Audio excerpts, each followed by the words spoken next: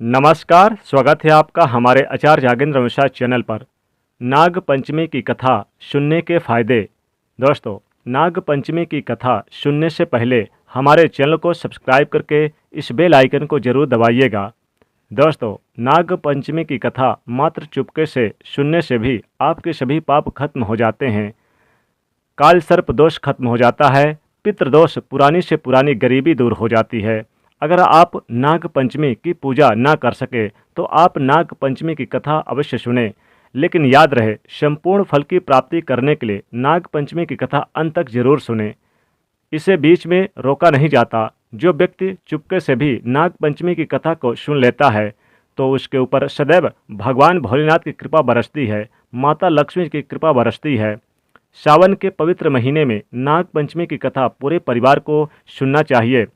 सावन जाते जाते भगवान शिव आपकी हर मुराद और झोली खुशियों से भर देंगे, इसलिए कथा को अंत तक जरूर सुने।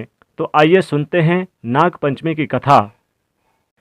दोस्तों, पुराणों में बताया गया है कि एक बार कालिया ने पूरी यमुना नदी के पानी को अपने शरीर से विष में घोल दिया था, यानी कि पूरा पानी विषधर हो गया था।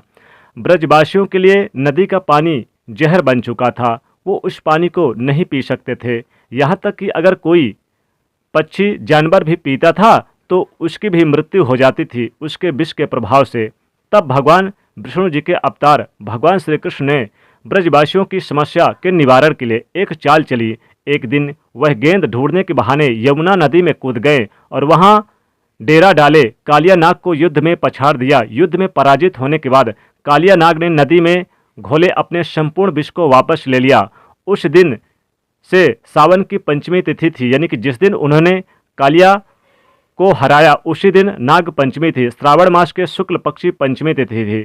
इसके बदले में भगवान श्री कृष्ण ने उन्हें वरदान दिया कि जो भी नाग पंचमी यानी कि इस पंचमी के दिन सूर्य देवता और भगवान भोलेनाथ की पूजा करेगा उसके जीवन से सारे कष्ट दूर हो जाएंगे, उन्हें सर्पों का कभी भय नहीं होगा। उसी दिन से नाग पंचमी का त्यौहार मनाया जाता है। नाग पंचमी के दिन नाग देवता और भगवान भोलेनाथ की पूजा करने से सभी प्रकार के कष्टों से मुक्ति मिल जाती है। दोस्तों, एक अन्य प्राचीन कथा के अनुसार दूसरी कथा सुनाता हूँ। प्राचीन काल में किसी नगर में एक सेठ जी रहते थे। उनके 7 पुत्र थे और सातों शादीशुदा थे। सातों पुत्रों की बहुओं में सबसे छोटी बहू सबसे ज़्यादा विदुषी, सुशील और संस्कारी थी।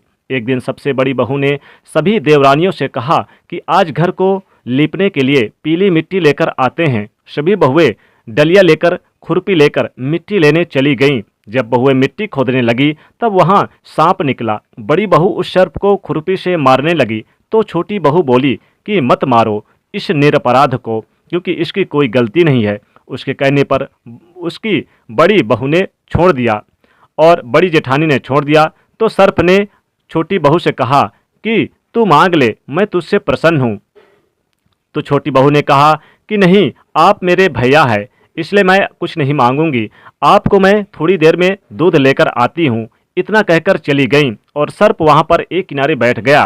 वो जाकर काम में लग गई और भूल गई। दूसरे दिन उसे याद आया तो वापस वो आती है तो सर्प वहीं पर बैठा था और शुद्ध दूध यानी दे दिया पीने के लिए। लेकिन दोस्तों, उसने कहा भैया ले लो, कल मैं भूल गई, आज दूध पी लो। तो उसने कहा कि अगर तूने भैया नहीं कहा होता तो आज मैं तुझे डस लेता, क्योंकि तूने वादा खिलाफी की, कल नहीं आई। सो कोई बात नहीं, भैया कहा इसलिए तुझे नहीं डसूंगा। बोल क्या मांगती है? बोली भैया मेरे पास कोई भाई नहीं है, बस इतना ही, आप मेरे भाई बन जाइए बस। बोली ठीक है, समय पर जब भी तू मुझे पुकारेगी मैं तेरे पास आ जाऊंगा। दोस्तों, इतना कहने के बाद वो सर्प चला गया और वो अपने घर चली गई।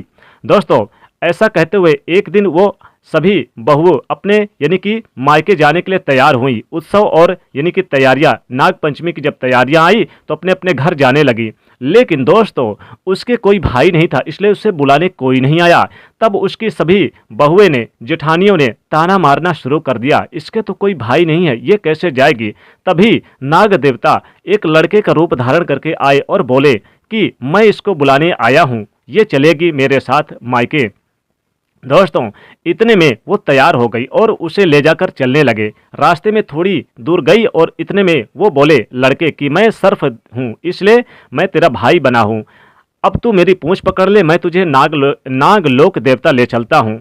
इतने में वो पूंछ पकड़ ली और वो नाग लोक देवता चली गई सर्प के साथ। वहाँ उसने देखा कि धन ऐश्वर्य से परिपूर्ण नाग लोक देखा और उसके परिवार को देखा, माँ को देखा। वहाँ शुभ यानी कि काफ़ी ज़्यादा सोने चांदी हीरे जवाहरात से मड़े हुए थे। तो उस वहाँ के ऐश्वर्य को देख के चकित रह गई।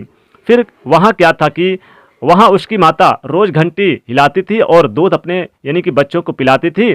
तो यानी कि जब दूध ठंडा पड़ जाए तब घंटी हिलाती थी और वो वहाँ पर बच्चे आते थे, पी लेते थे। लेकिन एक दिन उसके बदले में वो बोली कि मैं आज दूध ठंडा कर देती हूँ, आप लोग रहने दीजिए। तब उसने दूध गर्म किया और दूध ठंडा नहीं हुआ, इतने में ही घंटी बजा दिया। तो आकर सब लोगों ने पीना शुरू कर दिया जो बच्चे थे।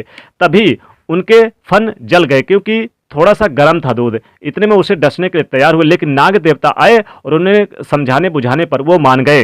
फिर नाग देवता की माँ ने उसको सोने चांदी ऐश्वर्य और धन संपदा से परिपूर्ण करके सभी कुछ देकर उसे विदा किया। वह जब अपने घर आई तो सभी बहुओं ने कहा कि देखो ये अपने मायके से कितना ज़्यादा सोना चांदी लेकर आई है, अगर एक झाड़ू भी सोने की दे देते तो क्या होता। इतने में नाग देवता ने उसे एक सोने की झाड़ू भी दे दिया। दोस्तों ऐसा यानी कि उनको हर कुछ दे दिया, यानी कि घर गाड़ी और हर तरह से सुख सुविधा दे दिया।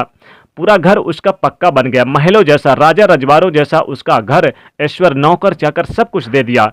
दोस्तों नाग देवता की इतनी कृपा यानी इस बहू पर बरसी। तो दोस्तों नाग देवता की पूजा पाठ करने से और कथा सुनने से हर कोई किसी के घर में इतनी ही कृपा बरसे नाग देवता की। इसलिए दोस्तों ये थी कथा नाग देवता की, नाग पंचमी की। तो इसलिए पूरी कथा जरूर सुनिए, इसके फायदे बहुत होते हैं। आप घर में खुशहाल जीवन जीते हैं, कभी भी धन की कमी नहीं होती, माता लक्ष्मी और भगवान भोलेनाथ की कृपा बरसती है, सदैव आपका घर धन धान से भरा रहता है। तो दोस्तों इस प्रकार से नाग पंचमी की कथा जरूर सुने और आप दूसरों को भी सुनाएं तो लाभ होता है। दोस्तों कमेंट में लिखेगा हर हर महादेव। भोलेनाथ के लिए एक लाइक तो बनता है और इस वीडियो को शेयर करिएगा और दोस्तों को शेयर करिएगा और सब्सक्राइब करके बेल आइकन को प्रेस जरूर करिएगा। हर हर महादेव।